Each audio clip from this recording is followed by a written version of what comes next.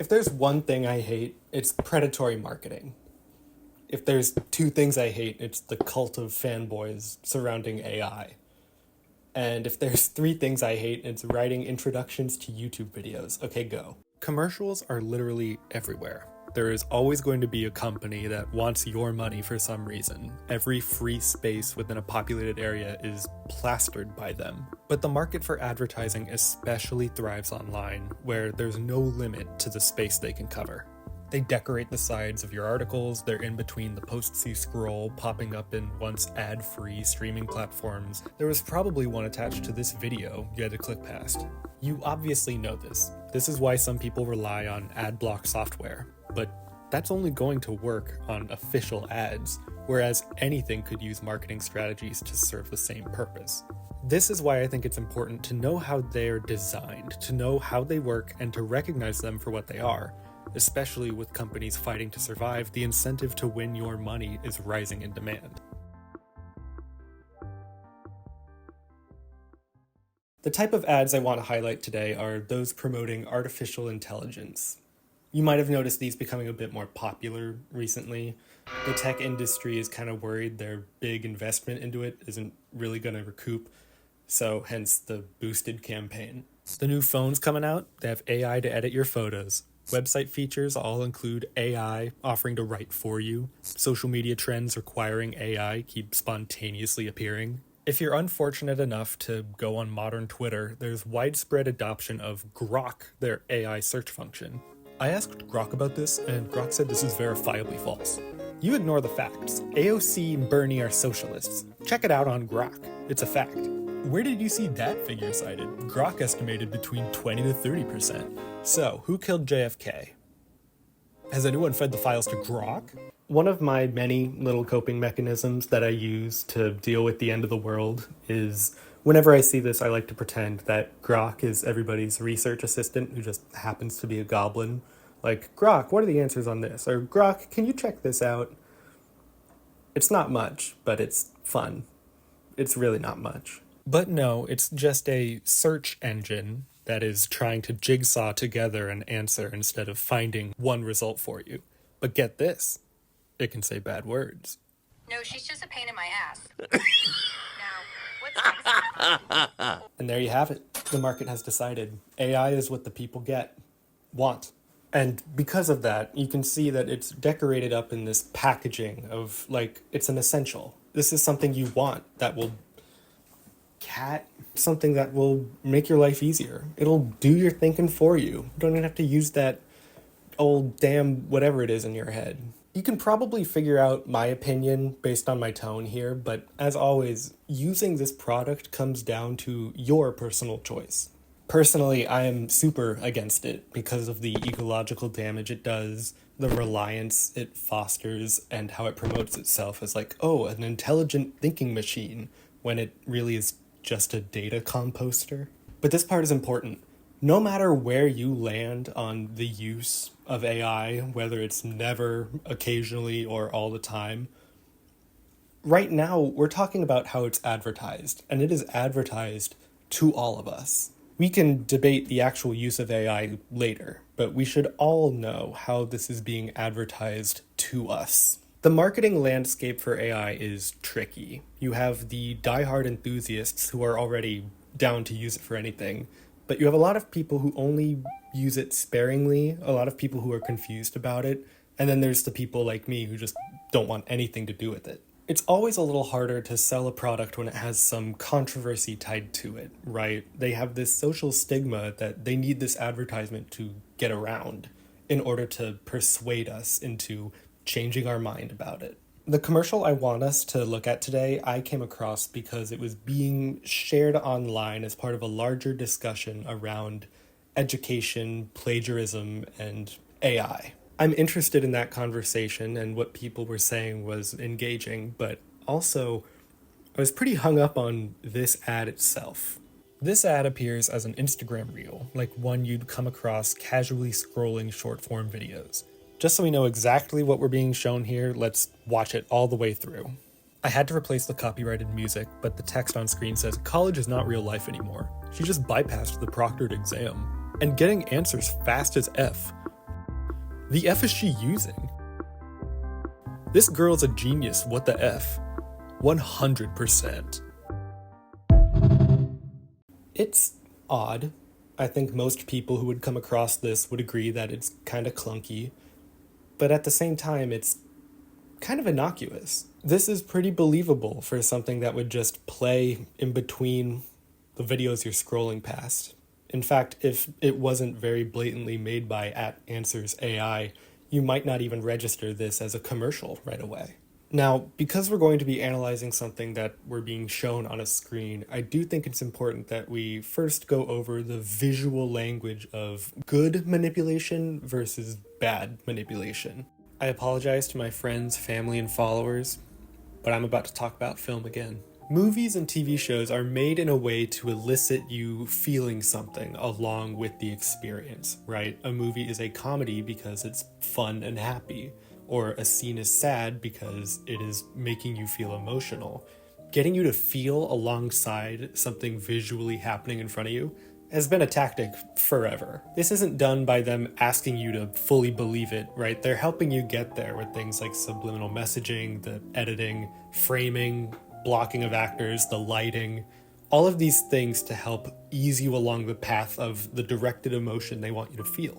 That's okay. That's arguably what art is. Like, that's not what I have a problem with. That is an example of good subliminal messaging and influencing of your feeling. However, when these tactics are used within a commercial in order to encapsulate a scene or to deliver a feeling, you have to consider that the prime motivation the commercial has in order for you to feel along with it is purchasing the product.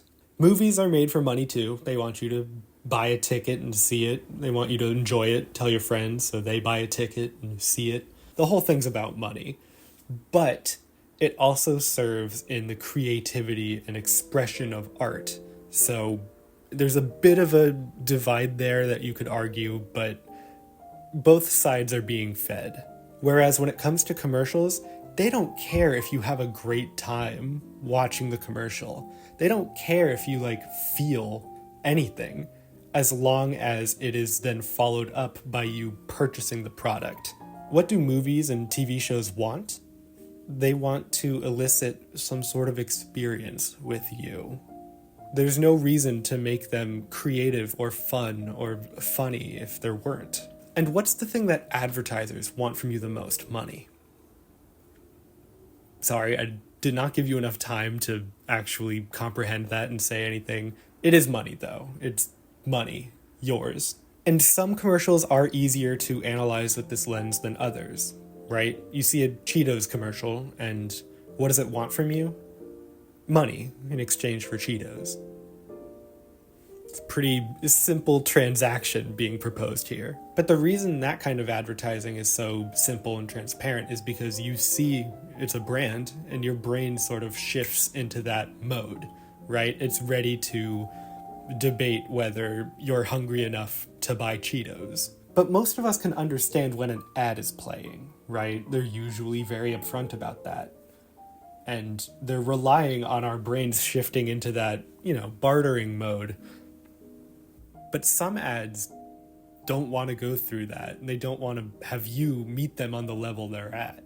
So, the creative levels of visual storytelling with lighting, costuming, editing, all of that, what it really wants is for you to experience a story. And I think that's fine. It's when it comes to companies and brands that I want you to really look at what it is they want: money. The first thing you want to do to identify an ad is to ask yourself, who is the targeted audience? Who are they, the company making the commercial, expecting to be customers?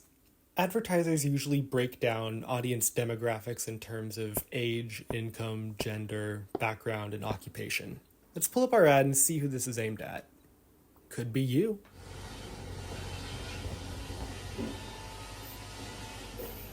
I asked God if I could film today, and he said, for a little.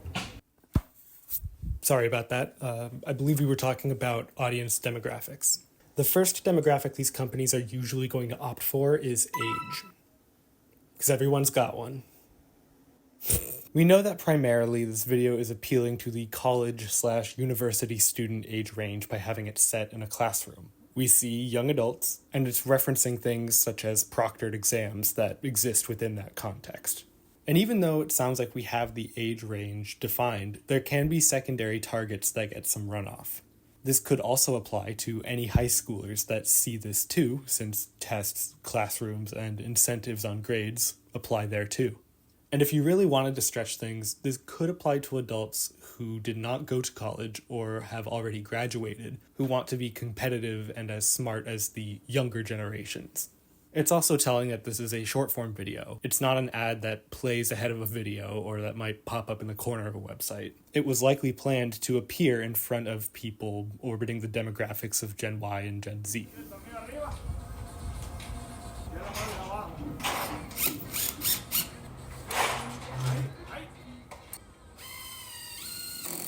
Fine. God damn it, I guess we're recording the rest of this segment in the closet, like this. Whichever one of you has been actively preying on my downfall, you need to go talk to your church, because whoever you've been contacting is the real deal. I would estimate that this ad's intended target age is bordering the 13 to 17 and 18 to 24 brackets. The target group is students, likely above middle school, who are likely to feel the academic pressure of needing to succeed. And narrowing down on one demographic is going to let all the others fall into place pretty easily. Because this is appealing to students, there's no need to add a gender-specific breakdown. It also assumes the typical student background, occupation, and income, meaning the key targets for this ad are specified in terms of age and education status. Hi, Aioli. One marketing tactic that thrives with this demographic is bandwagoning, basically meaning everyone else is doing it, so you should too to keep up. Efficiency. This product will save you time and money. Who doesn't want that? Rewarding. This product is not going to fix your life, but it is a simple tool that can get you closer to success, which will fix your life. Futuristic. This is kind of a spin on bandwagoning. It's saying that times are changing. People are doing this now, and if you want to keep up, old-timer, you gotta get with the program.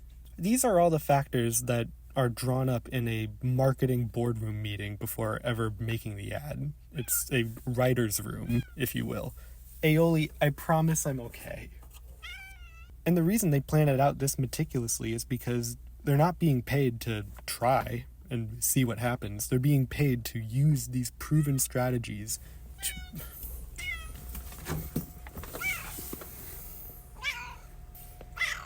Hi. Thank you for checking up on me. I'm going to assume that's all I'm going to get here. With that in mind, let's revisit the video and note everything we actually see. Our goal here is to overanalyze and be as nitpicky as we can, because these commercials are often planning what they're showing down to the second. It starts with the point of view of two students sharing lotion or Vaseline with each other. That's not vital to highlight, but it is done below the desk and out of the teacher's sight, which introduces the setting with a tone of camaraderie, even espionage. Like, we, the students, we got your back. The teacher doesn't have to know about this. We then see the student use the lotion to smear her laptop camera, again reinforcing this being like a stealth aspect. I didn't even notice this happened when I first watched the video because it happens fast, and it's done so fluidly you barely have a chance to process it in real time. Then we see her clicking and dragging a section of the exam, and a window summarizing the text pops up with a suggested answer. It solves the problem for you, and in no time at all. How easy! We see her repeat the process with the next question, showing us the routine we'd see and how low effort it would take. It cuts and skips to the end, showing the test score is a perfect 20 out of 20, all done in only 3 easy minutes. It seems like from all of this, we can assume what the pitch is, right? If you're a student and you're worrying about grades, there's something that you can literally click and drag and it's going to give you the answers for you so you don't have to stress about it. And from a business perspective, this is, oh my, if you're looking at this from the business point of view, this is pretty airtight, right? Students are anxious about college. We can tap into that anxiety by selling them this miracle cure. They win, we win. We win money, of course. They win They would win. We'd win money. We know the intended vision, but in order to deliver that vision, it has to be in a commercial. And commercials are man-made. And man is pretty good at fucking up.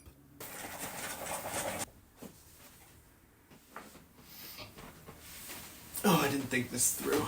Just for a second, imagine you were the one who pitched this commercial idea, and now you're in charge of getting it done. From the production standpoint, the goal here would be to make this look as believable as possible. Like it could have happened in any classroom where someone actually pulled out a phone and recorded someone doing this. But trying to make people believe something staged actually happened has an inherent built-in flaw, which is that if there's anything that can give these people reasonable doubt that it didn't happen, they're going to latch on to that. Which means that any detail, no matter how small, that could give away that the illusion of this being real is false can bring down the entire commercial.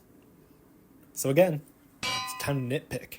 Right off the bat, one of the things that helps me question this is there's no teacher, even when the camera is zoomed out at the very beginning and we get to see the front of the classroom pretty well. One argument out of this is that the teacher's walking around the room during the test, but then why would they be cheating under the table if someone's to your left and could just see it all? And then there's the smearing of the laptop camera, which does fit the narrative, but it also very conveniently gets rid of the reflection of whoever might be filming or even zooming in on this screen. And if you look really closely, you can kind of see the outline of the person who is filming this.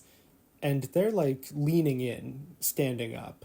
So, pretty suspicious. It would cause attention. This is also apparently a proctored exam without the teacher, I guess. So that could mean that it's being monitored remotely. But I feel like people would notice if you smeared your camera. I imagine that they probably wouldn't let you continue to take the test if you very blatantly obstruct yourself from view. I have no proof that this is intentional. I don't know if they have marketing scientists coming up with this, but either way, it is leaning into manipulating your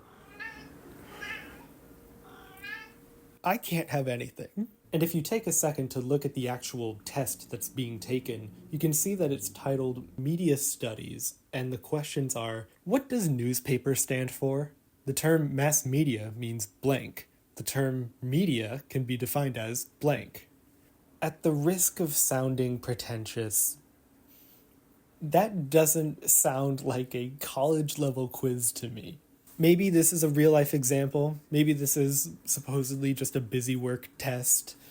But I don't know, this doesn't seem like it's worth busting out the cheating software for.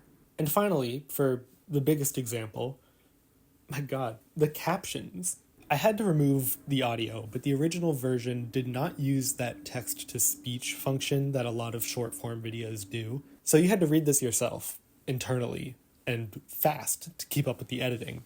So at first glance, there's nothing out of place. Second glance, though, once you notice that every line is being punctuated with an emoji that kind of is the direct translation of whatever the point they're making is, I don't know, it just screams corporate to me. I obviously can't speak for every phone user, but whenever I see someone use the mind blown emoji when talking about a product, I'm suspicious. I don't know. To me, it just reads very, hey, cool kids, want to get lit out back by smoking some grass and saying swear words? So when you're scrolling, this comes up, you're internally reading this. Nothing about it is screaming this is a staged production, besides it feeling a little corny. But that's because it's fast and short. By pausing it and by taking a minute to be annoying and dissect every frame, you can see that there's a lot of weird little inconsistencies that make this more visible as the staged production that it is. Whoever made this ad knows this, and knows that stopping and slowing down is something that not a whole lot of people will do. Or, of course, you could just look at the actual brand itself that's advertising on Instagram for any signs of this. But to be fair, most people aren't going to do that either. It's a very standard brand account. They're even still speaking the obvious choice emoji voice in their bio. That is just so many followers. And sure, some of them could be bots, but unless all of them are bots, there's an issue. Also, you might point out that it does say use for a free trial, and you could use that argument to negate anything I've said about them trying to make money. Just because they offer a free trial doesn't mean that they're not after your money. I don't think this is enough to argue that we've found the one company that is all about giving. I'm not going to find out by engaging with this, but I would assume that the free trial is limited in either time or effectiveness. So you have to upgrade to a more significant version. Or they're just training the AI off of user input so that they can sell a more completed form down the line. And when I was visiting, I wanted to find the original video to see what the actual reaction to it was. So I went to the Reels section of the page to try to find it, and I found this. It's the same video, just in a higher quality resolution and sped up a little. The captions are conveying the same thoughts, but with slightly different verbiage and emoji usage. In addition to that not clarifying anything, scrolling further will only bring you more questions. The rest of the profile is just more skits in half-empty college lecture rooms, or somebody in a back row filming people not paying attention in the front row. And all of them use that corporate speak and emoji use. So out of context, you see a video of someone arguing with their professor over AI use, you might think that's real. You might not care and scroll past it, but it's still registered somewhere. Even if you know it's fake, knowing that people put this on registers with you. This is like an entire filmography of weird skits about cheating in college. And I wanted to see some authentic reactions from people, but scrolling through some of these comments, it seems people are mostly pointing out the lack of effort in the videos or just going off the larger talking points that are being prompted. 99 acceptance rate, 43% graduation rate college. So why even go to college then? This gen is cooked. The reviews are bad. Obama GIF reaction image. Seriously, it's not worth it to even be in college. Younger people are just taking over. It's different. Bruh. Well said. Which means that, summarized, what we have here is an account advertising a controversial product with cut and paste sketch content, low engagement, and a divided comment section. For some reason, the clip being shared we combed through was a lower quality rip with rephrased captions, which means they might be recycling just the same content they get over and over. But, of course, they would. Companies want our money. Is it really shocking that they did all of this for their social media engagement? Why are we looking at this so intensely? Why did the YouTuber with tired eyes make you go over this for like 20 minutes? The reason I chose this ad to highlight out of any I could have picked is because of how I found it. I mentioned earlier that people were having a larger discussion about plagiarism in schools using technology to cheat, and that's where I found this being used as an example of that. And even with the larger context of the conversation being negative, I still ended up watching an ad. This was being shown to potentially thousands of new eyes a day. And that's kind of the goal of a commercial, is to be seen.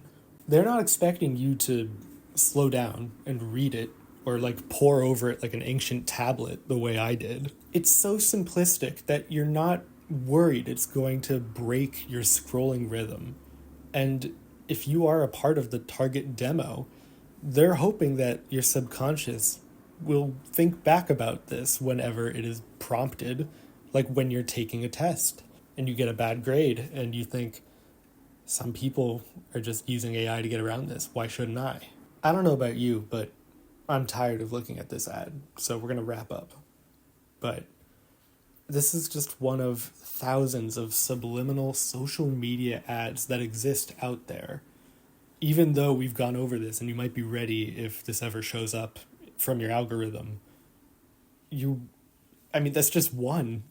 That's just one in a world of marketing. I'm simply hoping that if we just took this, tore it apart to death, if you ever saw it, you would recognize it. And maybe even if you saw these techniques being used in other ads, now you have a way of identifying what's going on. Of course, again, what you do now with this information is your choice. You can choose not to do anything with it.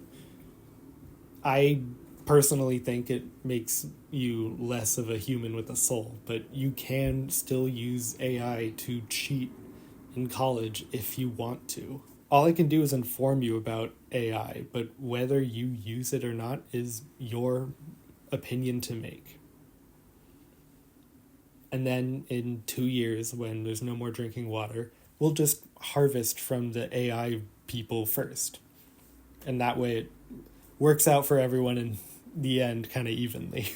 And I do want to say that if you are a student right now and you're worn out by tests and this ad is even 1% compelling to you, I get it. Like that's okay.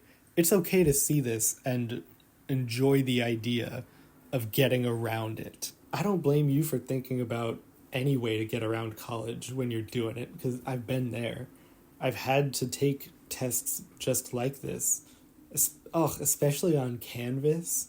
Shoot me in the head. I can absolutely agree with you that testing like this is a very menial part of a very larger education that just gives you unnecessary pressure to succeed. And fuck them for that. But that can be true, and it can be true that this magical mystery solution they're selling you is not the right way of doing it. They want to cement this as an option, a permanent option you can always have, like a temporary solution to just get around whatever's bugging you. It's just a small relief to buy you time. You'll take the next test, probably. They want that profit line to go up, and they are perfectly willing to use you to get that. Even if you're not a student, even if you're anti-AI, this is the language that a lot of ads are speaking, and they're really counting on you not knowing about it. I just want you to be smart about advertising and to be conscious about the techniques they're using against you. In all of the chaos and ruin that we are facing in our future, these companies and the government wants you to spend your limited money on AI to cheat testing. Groceries are beginning to become a luxury item, and you want me to spend my money on what, software to cheat in esta economia? Hi everyone, thank you for watching. I had an original outro and my laptop ate it, so I'm going to keep it short and just say appreciate you watching. I hope you will see me again soon. Love you lots, and goodbye.